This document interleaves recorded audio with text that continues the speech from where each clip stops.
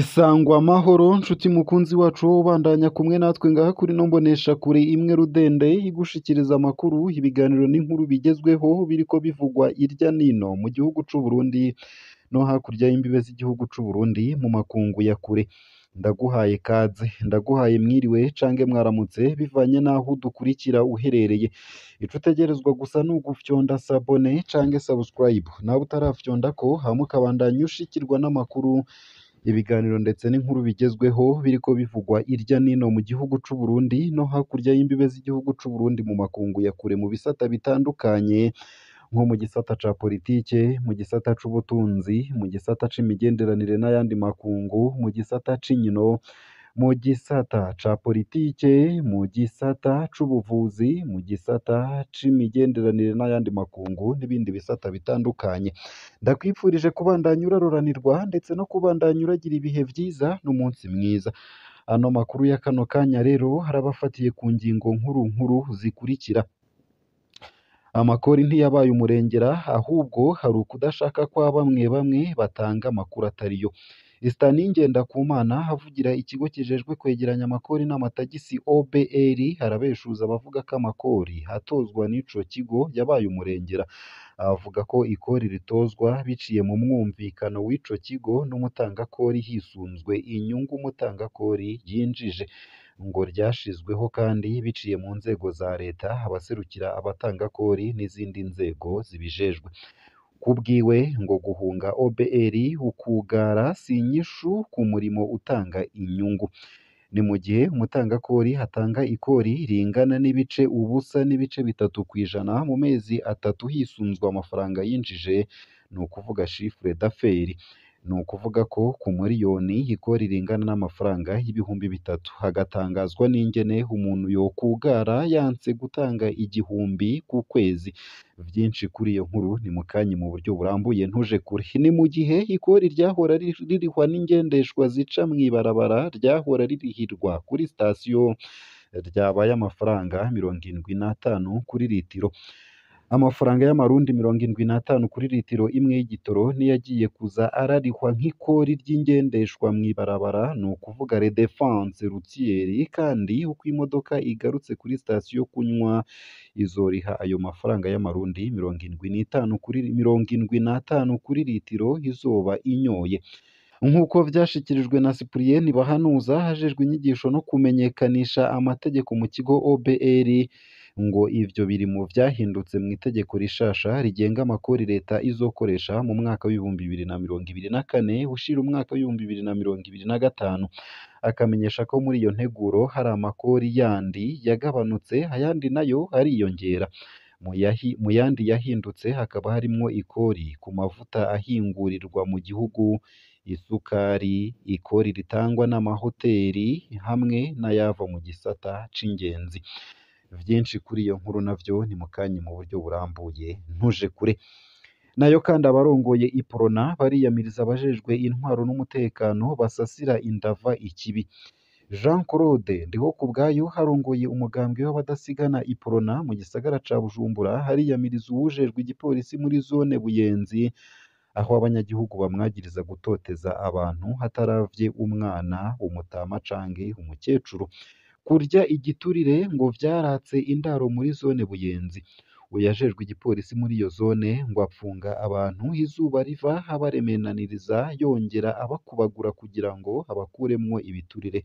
Abantu kandi baranywa ibiyayuramutwe, abajejwe intwaro n'umutekano babona gushika naho henshi bibaza ko boba babifisemwo uruhara kuko ata n'umwe abakomakoma. Vyinshi kuri iyo nkuru navyo ni mukanyi mu buryo bw'idonido ntuje kure. Nayo iprona kandi hisaba Kopeke guhagarika kubaka mw'itongo ry'uwo mugambwe hatari uko bazoyirukana ku nguvu.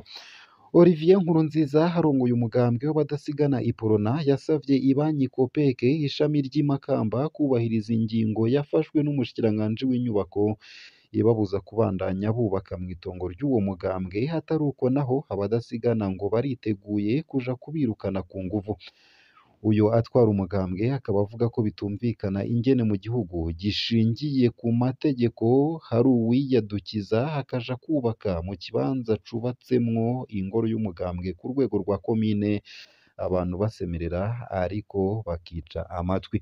Umushikiranganji w'inyubako ndetse n'ikigo Obuha ngo bari barasohoye amakete abuza Kopeke kubandanya yubaka kugira ngo babanze batohoze inkomoko y'ayo matati, ariko ibandanya yubaka ukuri kwamye.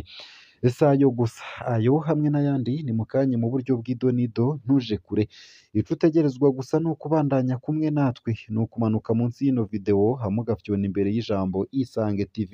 Haraba handitse ijambo sabone canke subscribe, urafyondako hama uba udushikirije intererano yawe yo kuja turakuronsa amakuru, ibiganiro ndetse n'inkuru tubandanya gushikiriza. Ano makuru ku buryo burambuye ntunyemerere nyatangurire kuri ino nkuru ivuga ko amakori hatabaye umurengera, ahubwo hari ukudashaka kwa bamwe bamwe batanga amakuru atariyo. Stanley Ngendakumana avugira ikigo kijejwe kwegeranya amakori n'amatagisi OBR harabeshuza abavuga ko amakori atozwa n'ico kigo yabaye umurengera. Avuga ko ikori ritozwa biciye mu mwumvikano w'ico kigo n'umutangakori hisunzwe inyungu umutangakori yinjije, ngo ryashizweho kandi biciye mu nzego za leta, abaserukira abatangakori n'izindi nzego zibijejwe. Kubwiwe ngo guhunga OBR ukugara si inyishu ku murimo utanga inyungu. Ni mu gihe umutangakori hatanga ikori ringana n'ibice ubusa n'ibice bitatu kw'ijana mu mezi atatu hisunzwe amafaranga yinjije, ni ukuvuga chiffre d'affaires. Ni ukuvuga ko ku miliyoni ikori ringana n'amafaranga ibihumbi bitatu, agatangazwa n'ingene umuntu yokugara yanse gutanga igihumbi ku kwezi. Guhunga ikigo OBR ngo birakorwa mbere na bamwe mu bisata vyitwa ko bizi amategeko. Agatanga akarorero k'abanoteri ngo bamaze umunsi wose bishize mu gasho kubera bumvise ko ikigo OBR cabagendeye, kandi amategeko hatomora ko mu mafaranga binjiza bategerezwa gushikana muri OBR ibice 10 kw'ijana.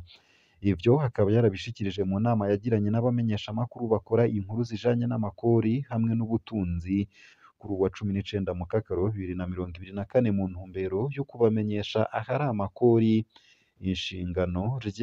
ishingiro ry'amakuru n'ico ayo makuru afasha, ko atari ukumenyesha ivyagenze nabi gusa, ahubwo ariko ko ari ugufasha abariko barakora ibibazanira inyungu, ingene boshobora kubahiriza amategeko bakareka kunyegeza amakori n'amatagisi, kuko ngo adahombesha ahubwo hari igikorwa c'iteka. Nayo mu yandi makuru kandi nuko abarongoye iporona bariko bariyamiriza abajejwe intwaro n'umutekano basasira indava ikibi. Jean Claude Ndihokubwayo harongoye umugambwe w'abadasigana iporona mu gisagara ca Bujumbura hariyamiriza uwujejwe igipolisi muri zone Buyenzi, aho abanyagihugu bamwagiriza gutoteza abantu hataravya umwana, umutama canke umukecuru. Kurya igiturire ngo vyaratse indaro muri zone Buyenzi. Uyajejwe igipolisi muri iyo zone ngo apfunga abantu izuba riva abaremenaniriza yongera abakubagura kugira ngo abakuremwo ibiturire. Abantu kandi baranywa ibiyayuramutwe, abajejwe intwaro n'umutekano babona gushika naho benshi bibaza ko boba babifisemwo uruhara, kuko ata n'umwe bakomakoma. Isukari ngo abajejwe intwaro bayitanga baravye nkunzi, aho uwutari mu mugambwe uri ku butegetsi ataronka. Hari n'uturwi tw'imisore twihaye kugaza amabutike, aho kugira wugurure ubanza kubaha amahera, kandi ivyo ngo bikaba abajejwe intwaro n'umutekano barorera. Ni mu gihe indongozi z'umugambwe iporona zari zaje gushigikira aba-Isilamu bahurikiye mu mugambwe w'abadasigana mu guhimbaza umunsi mukuru wa Eid Haji. Abo banyabuyenzi bakaba bababazwa nuko babura amatara, kandi muri iyo karitiye ngo habuze amatara badafungura. Ni mu gihe kandi bizwi ko abayisilamu bagize uruhara rukomeye mu ivuka ry'umugambwe iporona, aho mbere wavukiye muri iyo zone kw'ibarabara rya 14. Nayo mu yandi makuru kandi nuko iporona isaba Kopeke guhagarika kubaka mu itongo ry'uwo mugambwe, atari uko bazoyirukana ku nguvu. Olivier Nkurunziza arongoye umugambwe w'abadasigana Iprona yasavye ibanki Copec ishami ry'i Makamba kubahiriza ingingo yafashwe n'umushikiranganji w'inyubako ibabuza kubandanya bubaka mw'itongo ry'uwo mugambwe. Atari uko naho abadasigana ngo bariteguye kuja kubirukana ku nguvu. Uyatwara umugambwe akaba avuga ko bitumvikana ingene mu gihugu gishingiye ku mategeko hari uwiyadukiza akaja kubaka mu kibanza cubatsemwo ingoro y'umugambwe ku rwego rwa komine, abantu basemerera ariko bakica amatwi. Umushikiranganji w'inyubako ndetse n'ikigo Obuha ngo bari basohoye amakete abuza Copec kubandanya yubaka kugira ngo babanze batohoze inkomoko y'ayo matati, ariko ibandanya yubaka ukuri kwamye. Ngo baratatse n'abajejwe intwaro guhera kuri buramatari wa Makamba, ariko ngo yirabira hirya. Olivier akaba asaba Copec guhagarika kubaka mu kurindira amatohoza ya Obuha. Atari uko ngo abadasigana bazokorana bose baje kubirukana kuko ngo baratakambiye intwaro baranga kubikora. Ejo rero bikaba ngo ntibazogire ngo abadasigana bagumutse. Akibaza igituma mu gihugu abantu batubahiriza ingingo zafashwe n'umushikiranganji, batubahiriza ingingo zafashwe na leta, coba ari igihugu nyabaki. Akagabisha rero ko izo nyubako ziriko zubakwa mu kibanza ca Iprona bihagarara vuba bwango canke bakoreshe inguvu nabo. Aho avuga ko intwaro yanse kubatunganiriza, ngo nimba ibintu vyose kugira bitore inyishu vyobanza kuza ku rwego rw'umukuru w'igihugu nawe ngo abe ari we ashira mu ngiro ingingo zafashwe na Nyumbakumi ngo na Musitanteri, ngo ico gihugu nticoba ari igihugu kigengwa n'amategeko.